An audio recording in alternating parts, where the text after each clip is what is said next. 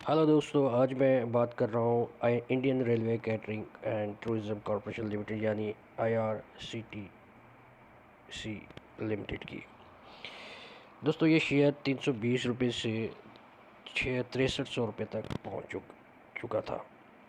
और फिर अचानक अभी तक लोग ये समझ नहीं पाए, अभी तक वो इन्वेस्टर जिन्होंने इसमें इन्वेस्ट किया है वो समझ नहीं पाए कि आखिर ये शेयर इतना बढ़िया होने के बावजूद ये कैसे गिर गया, क्यों गिर गया।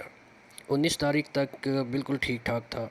अचानक 20 तारीख को ऐसा क्या हो गया कि ये शेयर और उसके साथ बाकी दूसरे शेयर भी गिरना शुरू हो गए और धड़ाधड़ मार्केट जो है वो नीचे आना शुरू हो गई। तो ये भूचाल जो आया वो कैसे आया, क्या हुआ क्या नहीं, तो उसकी वजह कई थी, लेकिन एक थी कि पावर रेट्स में कट। जब ये न्यूज़ आई पावर रेट्स में कट, तो IRTC पे इसका असर हुआ, साथ ही टाटा मोटर, टाटा पावर, इन सब शेयर्स पे भी इसका असर हुआ और शेयर गिरना शुरू हो गया। पहली बार तो जब ये शेयर 6300, आप देख सकते हैं कि 19 अक्टूबर 2:30 बजे ये शेयर ट्रेड कर रहा था 6306 रुपये पे। तो 20 तारीख को ये शेयर पहले 10% गिरता है, फिर 15% गिरता है, और सारे अनुमान जो लगाए हुए थे वो ढेर हो जाते हैं, वो ख़त्म हो जाते हैं कि सोचा जा रहा था कि ये शेयर तेज़ी से ऊपर जा रहा है और ये हो सकता है 10,000 रुपये पे टच करे, 10,000 रुपये भी टच करे। लेकिन अब मैं यहाँ पे ये बात बताना चाहता हूँ कि हमेशा उस शेयर पे इन्वेस्ट मत करें कि जो तेज़ी से ऊपर जा रहा है। हम लोगों में, हम इन्वेस्टर में ये सबसे बड़ी, हम ट्रेडर्स में ये सबसे बड़ी खामी है कि हम उस शेयर पे दाव लगाते हैं जो पहले ही बहुत ज़्यादा बढ़ चुका होता है। या हम ये गलती करते हैं कि जब शेयर बढ़ रहा होता है तो या तो आप होल्ड करके उसे रखो, और होल्ड करते अगर ख़रीदा 320 रुपये में, अगर इरादा है कि हाँ जी मैंने इसे 5 साल तक रखना है तो रखो, या 2 साल तक रखना है, या साल तक साल के बाद मैंने इसको बेच देना है तो साल के बाद ही बेचो। बीच में से नहीं बेचना है। जैसे बीच में से अगर तो इरादा है कि 10 दिन बाद ठीक है, 15 दिन बाद थोड़ा सा प्रॉफिट लेके मैंने एग्ज़िट हो जाना है। तो होता क्या है कि जब ये शेयर चढ़ते हैं, ऐसे शेयर चढ़ते हैं, तो कुछ जो ट्रेड करते हैं इस मार्केट में वो क्या करते हैं कि शेयर को, जैसे ये 320 का था, 1000 रुपये पर निकाल दिया, तो अब वो नज़र रखते हैं इस पे। अगर नज़र रखी होती है कि ये शेयर कहाँ तक जाएगा, देखते हैं कि वो यार ये तो 2000 पे पहुँच गया, ये तो 3000 पे पहुँच गया, तब भी इन्वेस्ट नहीं करते। 3 या 4 5 जब वो ऐसी जगह पे इन्वेस्ट करते हैं, जैसे कि अब ये 6300 रुपये का, अब जिन लोगों ने इसको 6300 से पहले ही यानी 3000 का बेच दिया था, जब बेचा तब उसकी वैल्यू कम थी, और जब ख़रीदा तो तब उसका प्राइस ज़्यादा था। तो इसलिए मैं ये यहाँ कहना चाहता हूँ आप लोगों से कि जिस शेयर को आप ऊंचाई पे बेचते हो, प्रॉफिट बुक करते हो, तो फिर उस शेयर में पैसा नहीं लगाना अगर वो ऊपर ही ऊपर जाता है।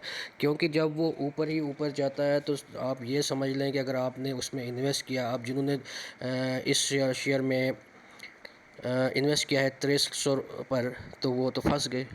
अब कब मार्केट ऊपर आए, कब ये शेयर ऊपर आएगा, ऊपर जाएगा। तो इसलिए आप जब भी ऐसे शेयर्स में इन्वेस्ट करें, अगर आप एग्ज़िट हुए हैं, बेच दिया है, तो फिर तब तक आप उसमें इन्वेस्ट ना करें दोबारा, जब तक वो शेयर उस कीमत पर, जिस कीमत पर आपने पहले ख़रीदा था, उस कीमत से नीचे नहीं आता या उस कीमत तक नहीं आता। वरना आप ऐसे शेयर में पैसा अपना जो है वो फंस जाता है। तो ये मैं कहना, यही हाल इसका हुआ, इसमें हुआ कि ये शेयर तेज़ी से ऊपर ऊपर ऊपर जाता रहा, और लोग अनुमान लगाते रहे, ये ख्याल करते रहे कि ये शेयर शायद 10,000 तक टच करेगा, तो उन्होंने 6300 पे भी ख़रीदा, 6000 पे भी ख़रीदा। और अब ये अचानक न्यूज़ आने पे, क्योंकि शेयर मार्केट है ही ऐसी मार्केट की जहाँ कुछ भी हो सकता है, कभी भी कोई बैड न्यूज़ आ सकती है तो आपका शेयर गिर सकता है, कभी भी कोई अच्छी न्यूज़ आ सकती है कि आपका शेयर एकदम चलना शुरू कर देता है। लेकिन जो सबसे अच्छी बात ये होती है कि आप इन्वेस्ट करें और थोड़ा प्रॉफिट लेके उस शेयर से एग्ज़िट हो जाएं, क्योंकि इस यहाँ पे शेयर मार्केट में कई ऐसे शेयर्स हैं जहाँ आप हर हफ्ते प्रॉफिट लेने के बाद या हर महीने प्रॉफिट लेने के बाद दूसरे शेयर में इन्वेस्ट कर सकते हैं, वहाँ से प्रॉफिट लेने के बाद किसी और शेयर में इन्वेस्ट कर सकते हैं। लेकिन हाँ, अगर लॉन्ग टर्म पे आपने अपने माइंड में रखा है कि मैंने इस शेयर में 4 साल, 2 साल, 3 साल, 5 साल रहना है, तो फिर आप ऐसे शेयर्स में इन्वेस्ट करें जो डेब्ट फ्री हैं, जो मैं कहता रहता हूँ। अब मैं आपको बताता हूँ कि ये शेयर गिरने के बाद एक अनुमान लगाया गया था कि इसकी सपोर्ट जो है, जो प्रेडिक्शन की गई थी, न्यूज़ चैनल पे भी प्रेडिक्शंस हो रही थी, दूसरी जगह पे भी ये यूट्यूबर्स भी कई जो वीडियो बनाते हैं उन्होंने प्रेडिक्शन की थी, या कई कमेंट्स थे जहाँ प्रेडिक्शन की गई थी, न्यूज़ छपी हुई थी, वहाँ प्रेडिक्शन हुई थी कि इसका सपोर्ट लेवल जो है वो 4500 से लेके 4750 तक होगा। तो कभी कभी वो प्रेडिक्शन भी गलत हो जाती है कि अब मैं आपको न्यूज़ दिखाता हूँ कि ये शेयर जो है 4500 से नीचे भी इसने आया हुआ है। तो उसमें ये प्रेडिक्शन थी कि अगर ये 4500 से नीचे आकर सपोर्ट तोड़ लेता है तो फिर ये इसकी क्रिटिकल कंडीशन होगी, यहाँ से वो स्प्लिट नीचे हो जाएगा। हो सकता है कि इसका लेवल फिर 3000 तक भी 3500 तक मिल सकता है। तो मैं आपको दिखाता हूँ वो न्यूज़, ये है वो न्यूज़ छपी हुई है। इसमें बता रहा है कि next sport for IRCTC is placed at 4750 to 4500 levels from where a bounce back is expected, so buying on decline is suggested only for long term investor. ये भी ये कह रहा है कि बाइंग सिर्फ उन्हीं के लिए का है, सजेस्ट किया जाता है जो लॉन्ग टर्म पे इसमें इन्वेस्ट करना चाहते हैं। Traders are advised to keep strict stop losses as the stock is under profit booking pressure and will remain volatile too। तो ये कहता है कि ट्रेडर्स जो है उनको एडवाइस की जाती है कि अगर तो आपने इसमें ट्रेड करना है तो स्ट्रिक्ट स्टॉप लॉस रखें, क्योंकि स्टॉक जो है अंडर प्रॉफिट बुकिंग प्रेशर पर है। यानी जिन्होंने इसको ख़रीदा हुआ है 6300 रुपये का, अब वो किसी तरह भी इस शेयर को बेच रहे हैं कि चलो अगर ये और नीचे चला गया तो लॉस से बचा जा सके। लेकिन जो इन्होंने प्रेडिक्शन की थी कि ये इसका सपोर्ट जो है 4500 से लेकर 4750 तक, वो भी इसने ब्रेक किया हुआ है, लेकिन उसके बाद ये फिर बैक बाउंस होता है और 46 समथिंग पे ये बंद हो जाता है। वो भी मैं आपको दिखाता हूँ।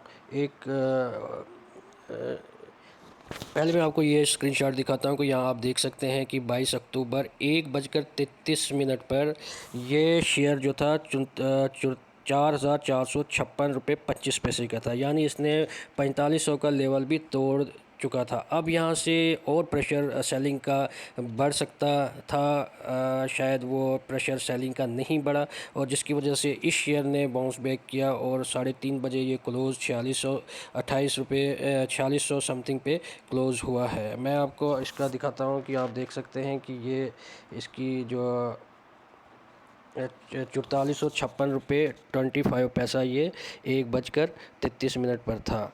तो वो प्रेडिक्शन जो इन्होंने की थी कि 4500, मतलब हमें जो ट्रेड करते हैं, जो ये इन्वेस्टर होते हैं, उन्हें अगर तो वो पढ़ते भी हैं या वो सुनते हैं कि इसका सपोर्ट लेवल ये है तो हमें इन्वेस्ट करना चाहिए, नहीं। जब शेयर वॉलेटाइल हो और न्यूज़ भी उसके बारे में नेगेटिव हो तो उस शेयर से दूर ही रहना चाहिए जब तक वो काम डाउन, मतलब वो एक जगह पे जाके रुक नहीं जाता, जहाँ से वो फिर अपर, जब तक मार्केट में पॉजिटिव न्यूज़ नहीं आती या मार्केट ग्रीन नहीं होती तब तक उस शेयर से दूरी बनाए रखनी चाहिए। तो मैं अब आपको दिखाता हूँ कि ये आखिर में क्लोज़ कहाँ पे हुआ। ये 4415 रुपये पर भी पहुंचा है 20 अक्टूबर को, उसने वो लेवल भी तोड़ा है, यानी क्लोज़ हुआ है 20 अक्टूबर को ये 15:30 यानी 3:30 बजे 4415 रुपये पे भी क्लोज़ हुआ। यानी वो प्रेडिक्शन जो थी वो भी इसके साथ गलत साबित हो गई कि ये इसकी जो सपोर्ट है वो 4500 से लेके 4750 तक है।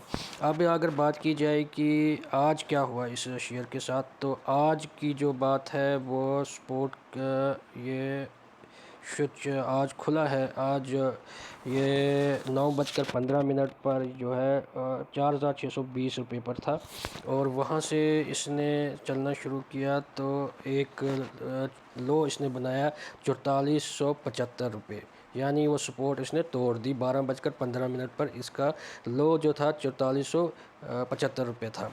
उसके बाद ये 3:30 क्लोज़ हुआ है 4627 रुपये 95 पैसे पे।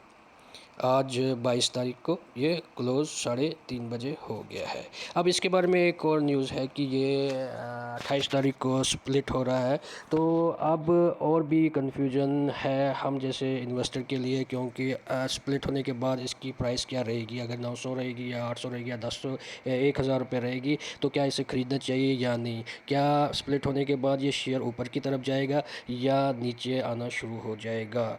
तो इससे भी हाँ इन्वेस्टर जो हैं वो कंफ्यूज रहेंगे, इसलिए सोच समझकर IRCTC में लिमिटेड में इन्वेस्टमेंट करनी है। यानी इसके बारे में पूरा पहले जानकारी लेने के बाद ही इस शेयर में इन्वेस्टमेंट करना है। तो ध्यान रखें, इस शेयर पे स्प्लिट होने के बाद ही इस शेयर को ख़रीदें। अगर ये स्प्लिट 28 तारीख को हो जाता है तो इस शेयर को तब ही ख़रीदें जब ये एक जगह पे आके रुक जाए। यानी स्प्लिट होने के बाद ये ऊपर की तरफ कितना जाता है, नीचे कितना आता है, मार्केट कैसी रहती है, उसके बाद ही इसमें इन्वेस्ट किया जाए। चैनल को ज़रूर सब्सक्राइब करें, कमेंट करें।